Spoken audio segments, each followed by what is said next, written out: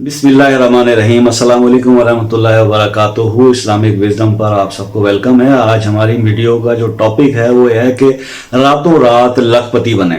अच्छा, ये वो टाइटल है या ये वो बात है जिस पर के हर दूसरी चौथी आठवीं वीडियो जो है वो बना रहे हैं, लोग बना रहे हैं, और मुझे समझ नहीं आ रहा कि वो ऐसा क्यों कर रहे हैं। देखिए, रातों रात लखपति बनने का टैग लगाने से या ये लाइन लिखने से आपका चैनल ग्रो करेगा, व्यूज लोगों के आएंगे, लोग रातों रात लखपति बनना चाहते हैं। लेकिन आप मुझे ये बताइए कि आप जिस वजीफे के हवाले से या जिस काम के हवाले से ये वीडियो बना रहे हैं, क्या आपको वो रातों रात आप लखपति हो गए हैं?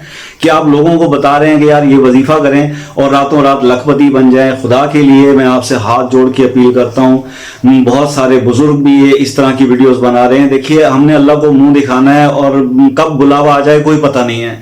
ये यूट्यूब के चंद सिक्कों की, चंद लाखों की कमाई से, चंद लाख सब्सक्राइबर इस बात को बनाने से या सुनने से, वो बाद में वो लोग भी आपको गालियां ही देते होंगे जब ये चीज नहीं होती होगी। यार ये क्या कर रहे हैं आप कि रातों रात लखपति बन जाएं, एक आयत का वजीफा कर लें? अगर ये सब कुछ ऐसा ही है तो फिर आप यहां पर खड़े हुए क्या कर रहे हैं यूट्यूब पर?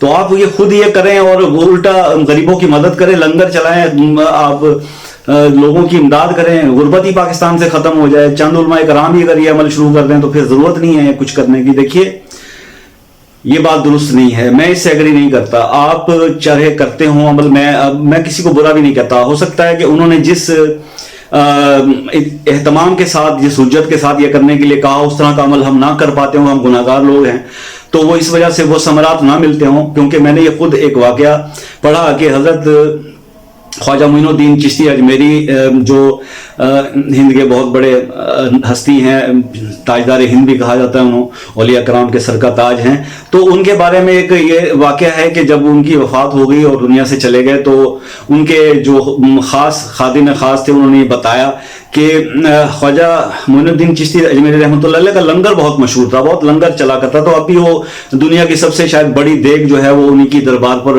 वो पकाई जाती है, तो अभी भी लोग वहाँ जाते हैं ज़ायरीन। तो अब तो खैर वो दुनिया वहाँ देती है। और लेकिन ख्वाजा साहब की जिंदगी में ये वाकया, उनके खादिम ने बताया कि जब ख्वाजा साहब वफात पा गए तो ये उनके वादे का वो पाबंद था। तो उसने बताया कि जब लंगर के लिए एहतमाम करना होता था तो मैं सुबह ख्वाजा साहब के पास जाता था कि हुजूर लंगर के लिए, एहतमाम के लिए कुछ चाहिए।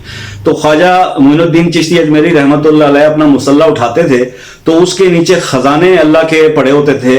तो वो हीरे जवाहरात खजाने, वो कहते थे इसमें से उतना उठा लो जितना आज पकाकर बांट सको, खिला सको, लोगों की मदद कर सको, और उसके बाद ये किसी को मत बताना और फिर कल का कल देखी जाएगी।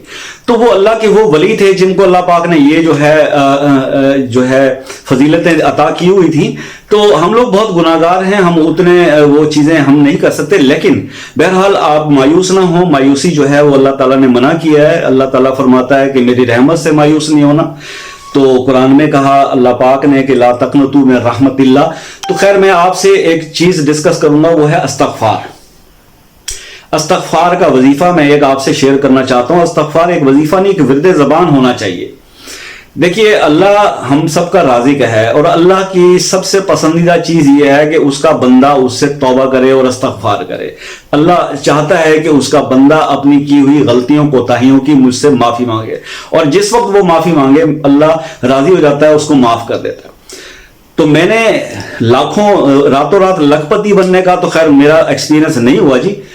तो शायद मैं यहाँ पे ठहर के मैं भी यूट्यूब पे वीडियो ना बना रहा होता, बल्कि मैं बैठा हो कहीं नोट गिन रहा होता। तो लेकिन एक चीज मैंने जरूर एक्सपीरियंस की है, वो आपके साथ शेयर करता हूं, वो है इस्तग़फ़ार की कसरत। उससे क्या होता है कि अल्लाह ताला गैब से असबाब जरूर पैदा करता है। ये मैंने जाती मुशाहिदे की मैं बात कर रहा हूं, क्योंकि मैंने अपने अल्लाह को जवाब देना है। तो आप इस्तग़फ़ार की कसरत करें, जिसमें जैसा कि मुझे बुजुर्गों ने जब बताया था, वो 10 तस्बीहां, डेली की 10 तस्बीह कम से कम आप ये करें इस्तग़फ़ार की। और इस्तग़फ़ार क्या है कि अस्तग़फ़िरुल्लाह रब्बी मिन कुल्लि ज़ंबिन व अतूबु इलैह। अब इसकी तरतीब आप बना लीजिए, हर नमाज के बाद 2 तस्बीह पढ़ लें, दिन में 10 तस्बीह एक ही निशिस्त में कहीं बैठकर पढ़ लें, एक जगह एक टाइम एक ही तरीका आप फिक्स कर लीजिए।